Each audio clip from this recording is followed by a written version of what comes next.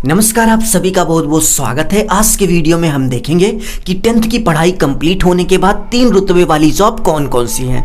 यदि high school की पढ़ाई कंप्लीट होने के बाद इन तीनों में से कोई भी जॉब आपको मिल जाती है तो आपके पास पैसा, पावर और रुतबे की कोई कमी नहीं होगी। तो वीडियो में लास्ट तक बने रहिए, हम आपसे फुल इन्फॉर्मेशन शेयर करेंगे। तो चलिए वीडियो की शुरुआत करते हैं। वीडियो की शुरुआत करने से पहले आप सभी से बस छोटी सी रिक्वेस्ट है, यदि आप चैनल पर नए हो तो चैनल को सब्सक्राइब कर बेल आइकन प्रेस कर लीजिए, जिससे आगे आने वाली अच्छी अच्छी वीडियो की नोटिफिकेशन आप सभी को मिलती रहे। फर्स्ट जॉब की बात करें तो इंडियन आर्मी में 10th लेवल पर सोल्जर पोस्ट की वैकेंसी आती है। जनरल सोल्जर पोस्ट पर अप्लाई करने के लिए यदि हम क्वालिफिकेशन की बात करें तो आप 10th पास होने चाहिए और इसके साथ साथ आपका 10th में मिनिमम 45% होना चाहिए। इस पोस्ट पर अप्लाई करने के लिए एज लिमिट की बात करें तो आपकी जो एज है मिनिमम 17 ईयर और मैक्सिमम 23 ईयर होनी चाहिए। और यदि हम सिलेक्शन प्रोसेस की बात करें तो written exam, physical test, medical, document verification. सबसे पहले रिटन एग्जाम की बात करें तो रिटन एग्जाम आपका 100 नंबर का होता है। रिटन एग्जाम सिलेबस की बात करें तो जीके से संबंधित 30 नंबर के क्वेश्चन पूछे जाते हैं और जीएस से संबंधित भी 30 नंबर के क्वेश्चन पूछे जाते हैं। रीजनिंग आपसे 10 नंबर का पूछा जाता है और इसके साथ साथ मैथ से 30 नंबर के क्वेश्चन पूछे जाते हैं।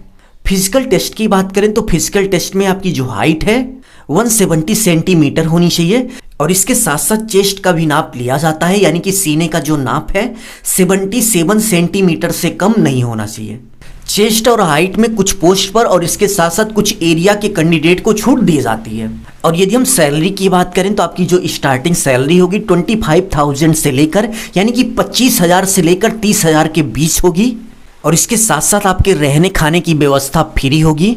और आर्मी में आपने सुना होगा कि आर्मी कैंटीन का कार्ड बनता है।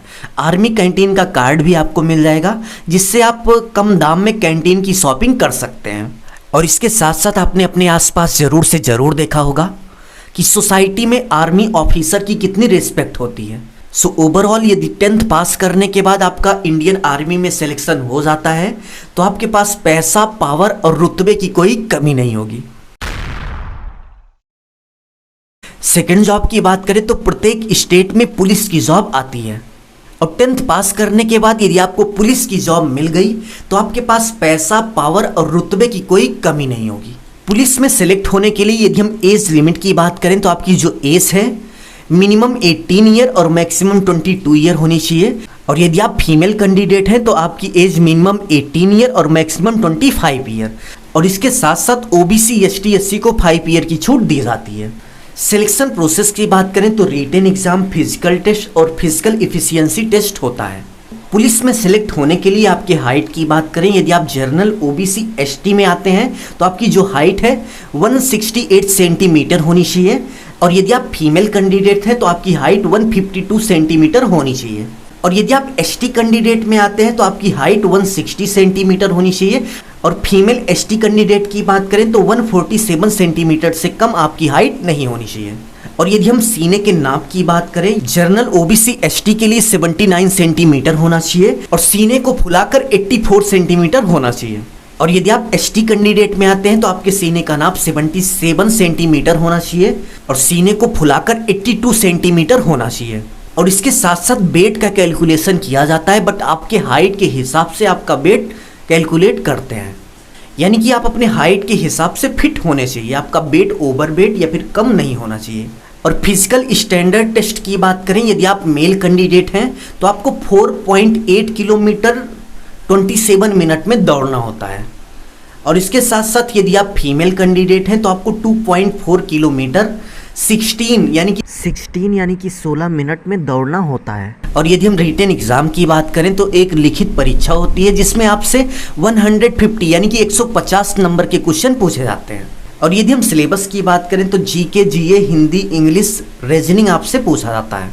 रिटन एग्जाम आपका 2 घंटे का होता है और निगेटिव मार्किंग भी होती है। और यदि हम सैलरी की बात करें तो स्टार्टिंग सैलरी 25,000 से लेकर 30,000 के बीच होगी और इसके साथ साथ आपको टीए, डीए, एचआरए सभी सुख सुविधाएं मिलेंगी।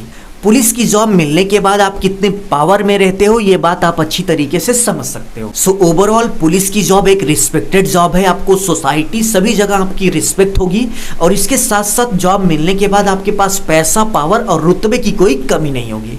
वीडियो में आगे बढ़ने से पहले आप सभी से बस छोटी सी रिक्वेस्ट है, यदि आपने अभी तक वीडियो को लाइक नहीं किया तो प्लीज वीडियो को लाइक कर दीजिए। 10th स्टूडेंट्स के लिए 3rd नंबर जॉब की बात करें तो ITBP यानी कि बॉर्डर पुलिस पोस्ट पर वैकेंसी आती है, जिसमें 10th के स्टूडेंट अप्लाई कर सकते हैं।